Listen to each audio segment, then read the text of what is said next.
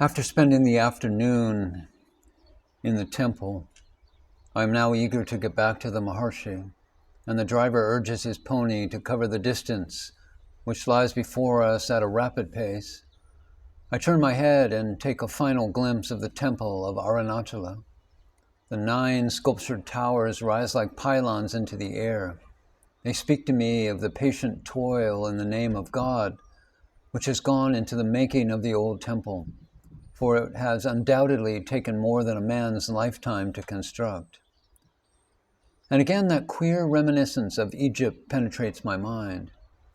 Even the domestic architecture of the streets possesses an Egyptian character in the low houses and thick walls. Shall a day ever come when these temples will be abandoned and left silent and deserted, to crumble slowly into the red and gray dust whence they have emerged? Or will man find new gods and build new fanes wherein to worship them? While our pony gallops along the road towards the hermitage, which lies on one of the slopes of yonder rock-strewn hill, I realize with a catch in my breath that nature is unrolling an entire pageant of beauty before our eyes. How often have I waited for this hour in the east, when the sun, with much splendor, goes to rest upon its bed of night. An oriental sunset holds the heart with its lovely play of vivid colors. And yet the whole event is over so quickly, an affair of less than half an hour. Those lingering autumnal evenings of Europe are almost unknown here. Out in the west, a great flaming ball of fire begins its visible descent into the jungle. It assumes the most striking orange hue as a prelude to its rapid disappearance from the vault of heaven. The sky around it takes on all the colors of the spectrum, providing our eyes with an artistic feast which no painter could ever provide. The fields and groves around us have entered into an entranced stillness. No more can the chirruping of little birds be heard. The chatter of wild monkeys has come to an end. The giant circle of red fire is quickly fading into some other dimension.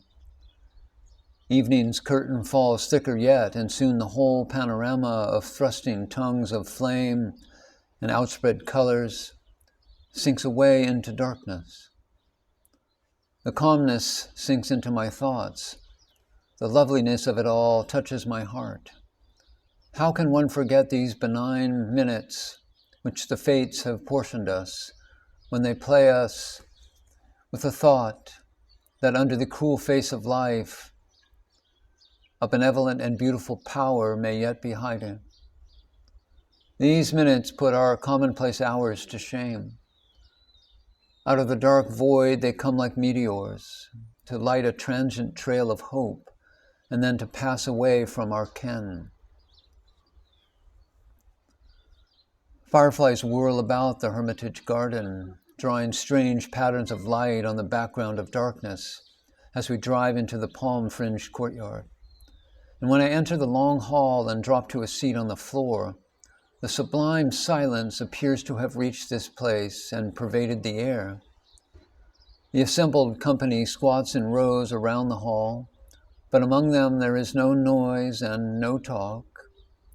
Upon the corner couch sits the Maharshi, his feet folded beneath him, his hands resting unconcernedly upon his knees. His figure strikes me anew as being simple, modest, yet with all its dignified and impressive. His head is nobly poised, like the head of some Homeric sage. His eyes gaze immovably towards the far end of the hall. That strange steadiness of sight is as puzzling as ever.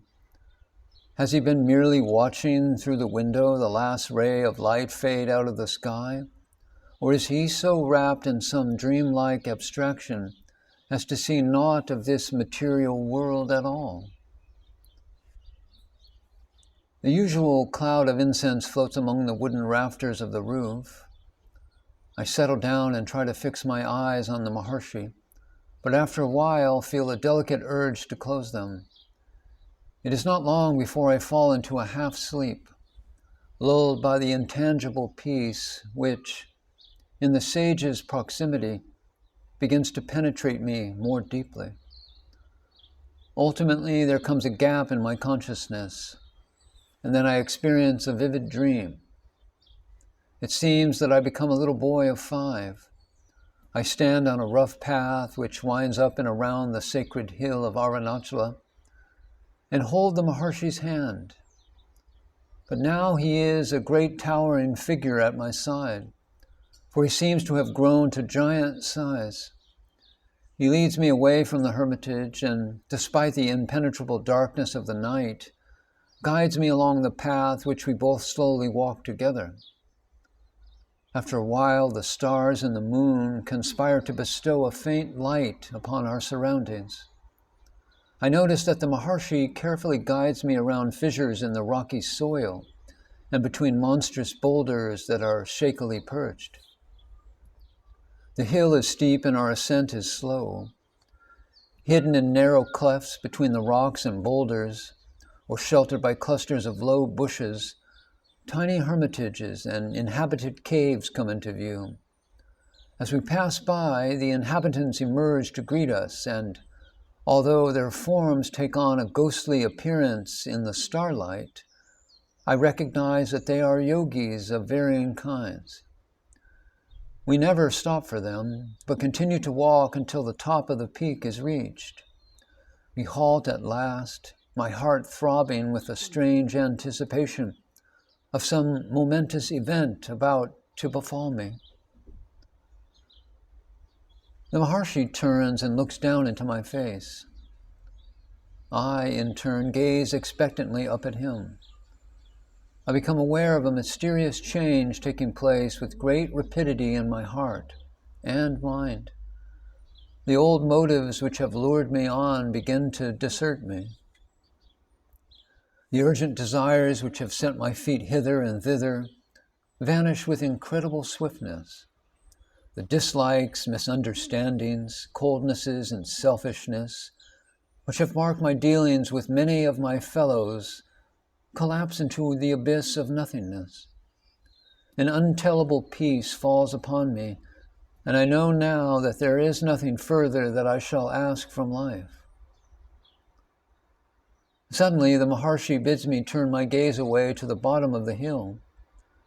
I obediently do so, and to my astonishment, discover that the western hemisphere of our globe lies stretched out far below. It is crowded with millions of people. I can vaguely discern them as masses of form, but the night's darkness still enshrouds them. The sage's voice comes to my ears, his words slowly uttered.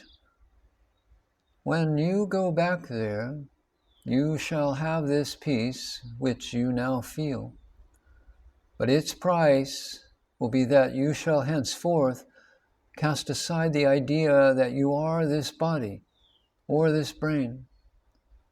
When this peace will flow into you, then you shall have to forget your own self, for you will have turned your life over to that. And the Maharshi places one end of a thread of silver light in my hand. I awaken from that extraordinarily vivid dream with a sense of its penetrating sublimity yet upon me. Immediately, the Maharshi's eyes meet mine. His face is now turned in my direction, and he is looking fixedly into my eyes. What lies behind that dream? For the desires and bitternesses of personal life fade for a while into oblivion.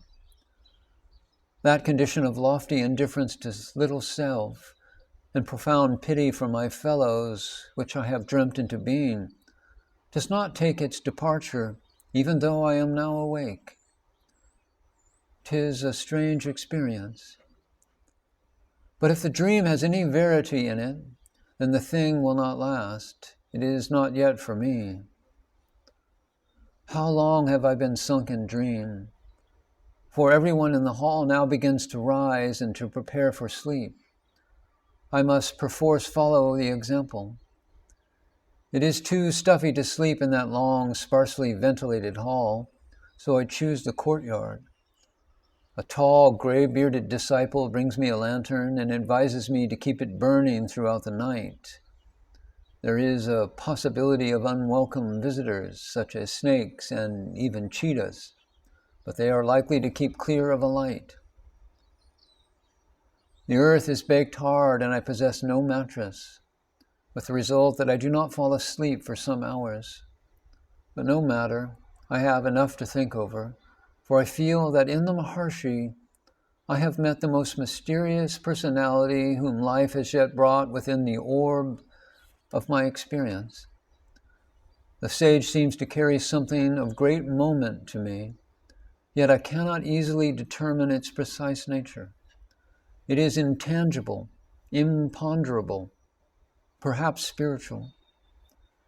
Each time I think of him, tonight, each time I remember that vivid dream, a peculiar sensation pierces me and causes my heart to throb with a vague but lofty expectations.